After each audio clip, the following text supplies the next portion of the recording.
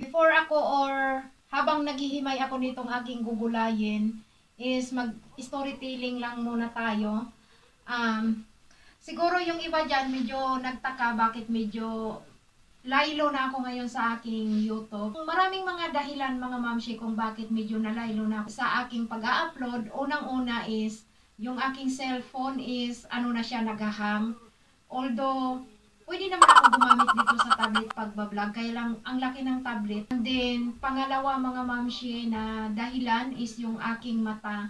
Kasi nung last na nagpa-check up ako ng aking mata is sinabihan ako talaga ng doktor na kailangan hindi ako nakasuot ng salamin 24 hours kasi lalo daw lalabo ang aking mata dahil nagtaka yung doktor. 'Di ba, i-check tayo parang may pinapabasa habang nakaano yung mata natin. Medyo malaki tapos hindi ko pa rin masyadong nakikita. Kaya sabi ng doktor, ang labo na ng mata mo compare sa edad mo na kailangan hindi ka 24 hours na nakasuot ng salamin kasi mas lalong lumalabo ang mata mo pag ganyan. Sabi ko naman Dok kasi nahihilo ako pag wala akong salamin. Ito siya na salamin is pang malapitan ito and din yung isa ko is yun yung pang malayuan. But sabi talaga ng doktor na kailangan mong tiisin na hindi ka magsusuot palagi ng salamin kahit nahihilo ka. Pero masasanay din yung mata mo kasi. Ngayon mga mamshi, nagsuot lang ako nito kasi pag ganyan, nakatingin ako sa camera, wala ako salamin na para akong nahihilo lalo. Pero after nito mag-vlog ako, is tatanggalin ko na tong salamin. And then isa din mga mamshi na pinagbawal ng doktor sa akin is yung mga gadget. Although noon pa naman talaga nung nagpapacheck up ako ng mata kasi yearly ako nagpapacheck up. So sabi talaga ng doktor na kailangan mong magbawas-bawas sa gadget. Kailangan kong umiwas-iwas na kasi isa din yan sa reason na aano yung aking mata, yung aking balikat. Lagi siyang sumasakit.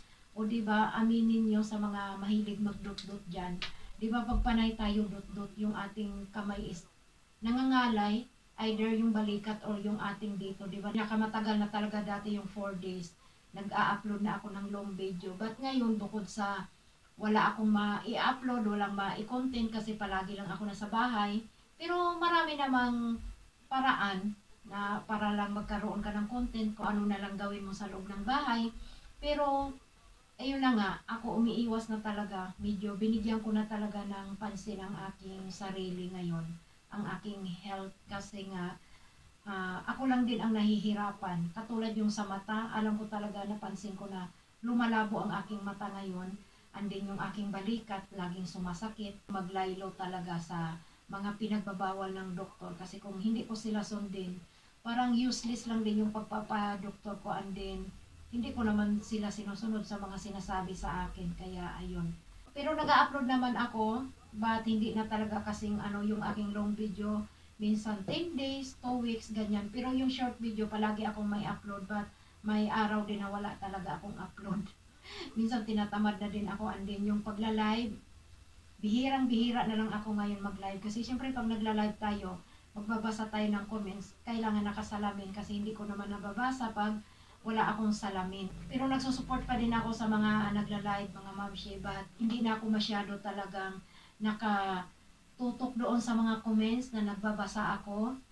Minsan sabihin ko na lang na nandito lang ako, naka-BG. Sa mga pinupuntahan kong live, and then may nagsha-shoutout sa akin na hindi ko kayo nare-response or hindi ako nakapag-response sa shoutout nyo. Sorry talaga, but huwag kayong magtampo sa akin kasi hindi na talaga ako masyadong nakatutok doon sa ano. Kumbaga nagbibiji-biji lang ako mga mamshi, nakikinig lang ako sa sinasabi ng host. Minsan naman nakamute ako kasi minsan pag may ginagawa. But yung sa mga ano na comments, hindi ko na yan masyadong binabasa kasi hindi na ako talaga masyado ngayon nagsasalamin. Sinasanay ko yung aking mata. Hopefully one day na medyo umano-ano na yung aking mata kasi ngayon talaga lalo siyang lumalabo. Kaya ayun. So, ayan mga mamshi, napahaba ng ating chismisan. Mamaya mga mamshi, dadating si Dodong. Ano, parang day off niya. But, saglit lang yan siya dito mga mamshi. 2 to 3 days lang yan. And then, balik work na naman siya. So, wala din kaming masyadong ganap niyan. Dito lang din kami niyan sa bahay kasi mag-relax din si Dodong. Pagod din yan siya kasi nagbibiyahe sila. Mag-isa lang naman yan siya na electrician sa boat. Kaya, ayan. Buti ngayon, inanuhan siya ng, kumbaga, day off niya. Kaya magre-relax din yan siya. Bukas pala is, last inject ng aking anak sa kanyang anti-rabies nung nakagat siya ng pusa. So, si Dodong ang kasama ko niyan. Tamang-tama lang din na, buti na lang din nakauwi si Dodong kasi si Hipag is may sakit mga mamshi. So, ang hirap kung hindi nakauwi si Dodong kung nasa trabaho siya kasi paano ako pumunta doon. Medyo malayo pa naman yung hospital na yon kasi yung hospital na nandito malapit sa amin is walang anti-rabies. Kaya nung nagpupunta kami doon, nakasama ko si Hipag is gabi kami pumupunta dahil yung asawa ng Hipag ko is may trabaho din. So, gabi kami pumupunta doon para magpa-inject ng aking anak. So, bukas we'll see kung anong maging ganap. But, I'm sure na hindi kami niyan magagala ni Dudong kasi ako natatamad din ako mga mamshi. Dahil marami din gawain dito sa bahay and then magagala ka. Tapos pagod. Siyempre nakakapagod pag maggala. But gumagala naman ako pero paminsan-minsan na lang, hindi na katulad dati. Siguro sign of maturity na din tong ganito na mas gusto mo na lang yung nasa bahay ka kaysa yung paggala-gala, di ba? Kasi nakakapagod din talaga mga mamshi and then pagdating mo ang dami mo pang gagawin. So, mas maganda na lang talaga na dito ka sa bahay and then ayun, mag-coffee-coffee, mag-upo-upo or mag-ano-ano ka dyan, di ba?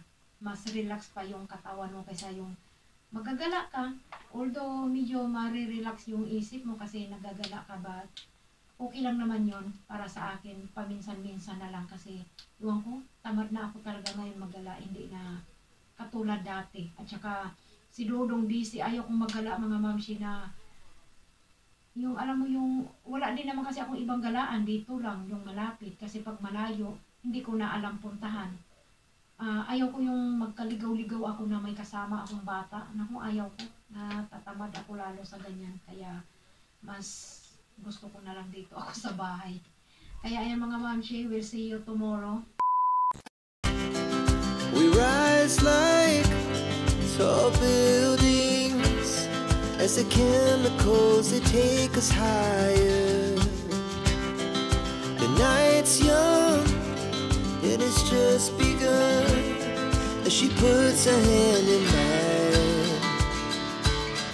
We wanna chase the night, wanna dance to the light, pull the stars from the sky, just two hearts running wild. Never sleep, never stop, as we shout from the top. We're gonna be two hearts running wild.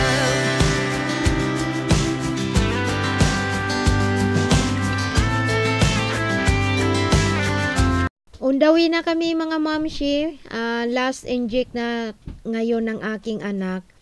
So ito yung ating weather today, maulan, mahangin.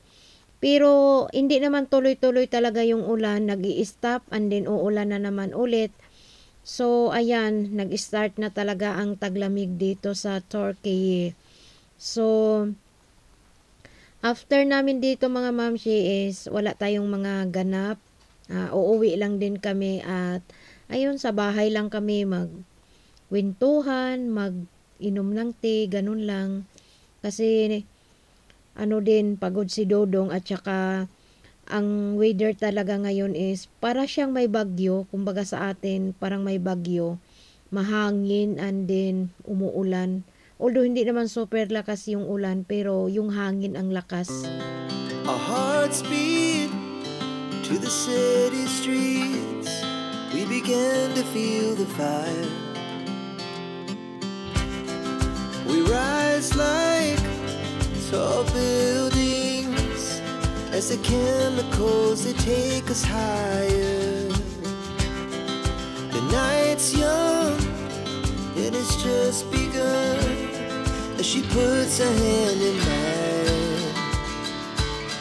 We wanna chase the